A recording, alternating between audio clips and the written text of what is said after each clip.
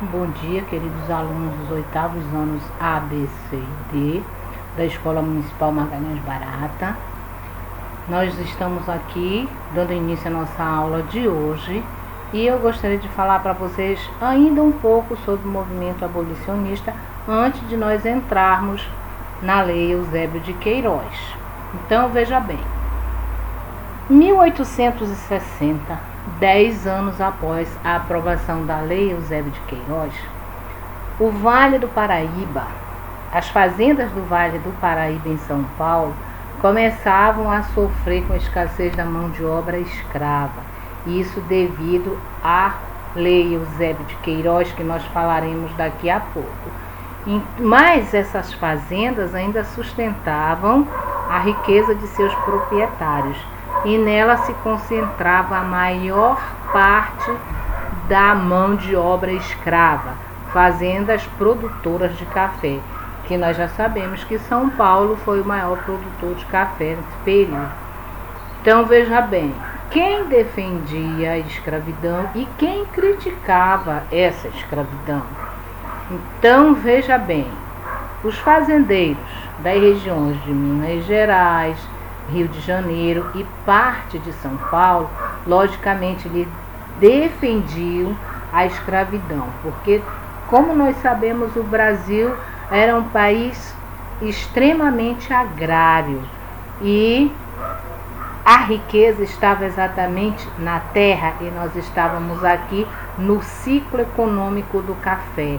E, logicamente, que esses fazendeiros produtores de café, ou melhor, os grandes barões do café, eles vão defender a escravidão. Logicamente que eles precisam de escravos para que suas fazendas funcionem e produzam esse café. Eles vão defender da seguinte forma: eles argumentavam que a escravidão era um mal necessário e o seu fim traria a ruína e a desordem para o país. Então, preste bem atenção, esses fazendeiros, eles defendiam esse sistema escravocrata. Já os abolicionistas, eles criticavam essa escravidão, eles eram contra essa escravidão.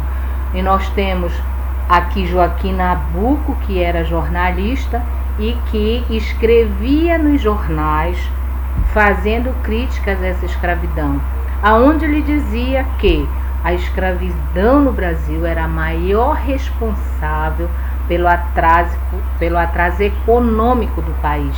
Essa escravidão, ela impossibilitava a vinda de imigrantes estrangeiros para o país. E, logicamente, eles precisavam, nesse período, de um país modernizado.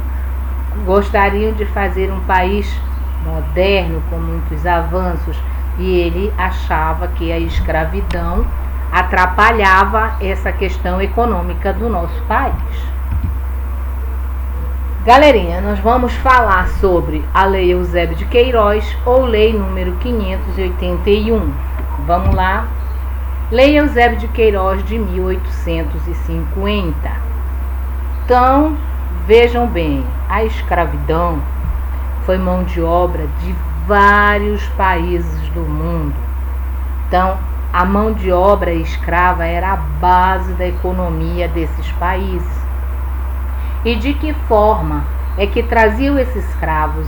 Eles traziam essas pessoas que eles faziam escravos através de um tráfico negreiro que foi inteiramente rentável a essas pessoas. Até 1850, esse tráfico ele era totalmente legal. Eles faziam esse tráfico internacional de escravos dentro do Oceano Atlântico, ou seja, tráfico internacional nada mais era do que a circulação de pessoas que eram sequestradas dentro da África e faziam esse tráfico África-Brasil pelo Oceano Atlântico. Mas, veja bem, para que essas leis abolicionistas que nós vamos estudar durante esse período aqui, elas não aconteceram à toa, porque houve a pressão inglesa sobre o Brasil. Os ingleses já estavam extinguindo a escravidão no seu país e, logicamente, eles começam a pressionar o Brasil.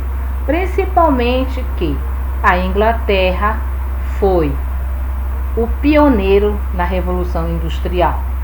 Portanto, a Inglaterra se torna a maior interessada na extinção do tráfico. Essa é uma questão econômica da Inglaterra. Então, ela começa a pressionar o Brasil a acabar com esse tráfico. Ora, a Inglaterra, como eu falei anteriormente, ela foi pioneira na Revolução Industrial. Ela precisava de compradores para os seus produtos industrializados.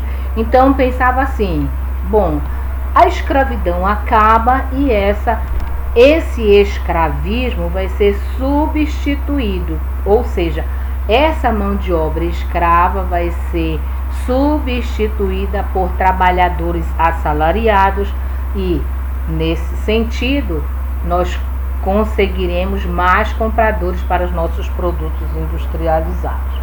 Então a Inglaterra criou leis também e ela atuava em alto mar, de forma que aprisionava navios que estivessem trazendo pessoas para escravizar no nosso país. Então, 1831, já existia uma lei aonde, segundo o professor Boris Fausto, foi uma lei para inglês ver. Por que nesse sentido para inglês ver? Simplesmente era o seguinte: essa lei ela previa apenas aos traficantes, as pessoas que traficavam os negros da África, e colocava livre todas essas pessoas que entrassem no país a partir de 1831. Então, essa pressão inglesa ela começou a chegar no nosso país e, logicamente, que atingiu os políticos. E esses políticos começaram a fazer projeto de lei. Nós temos aqui Eusébio de Queiroz, que era o ministro da Justiça, fazia parte do Partido Conservador, e ele passa a ser o porta-voz desse projeto por ele elaborado e começa a defender esse projeto no Poder Legislativo. Então, essa lei ela foi aprovada no dia 4 de setembro de 1850. Então, veja bem, mas essa lei ela aconteceu por conta do interesse da Inglaterra. Mas, logicamente, quem tinha que fazer era o quê? Era o Império Brasileiro. Então, é exatamente por essa questão aqui que nós temos a aprovação da Lei Eusébio de Queiroz no dia 4 de setembro de 1850. Essa lei, ela tinha por objetivo extinguir o tráfico internacional de negros da África para o Brasil, que é, na verdade, o tráfico internacional de negros, que eu acabei de falar, que eu falei para vocês logo no começo da minha explicação. Bem, esse era o objetivo da lei, mas essa lei ela foi desobedecida. Eles começaram, os traficantes de negros passaram a trazer essas pessoas de forma clandestina. O tráfico não era mais legal, como eu falei para vocês no começo. Agora o tráfico era ilegal. O tráfico passava a ser ilegal devido à aprovação da Lei Eusébio de Queiroz.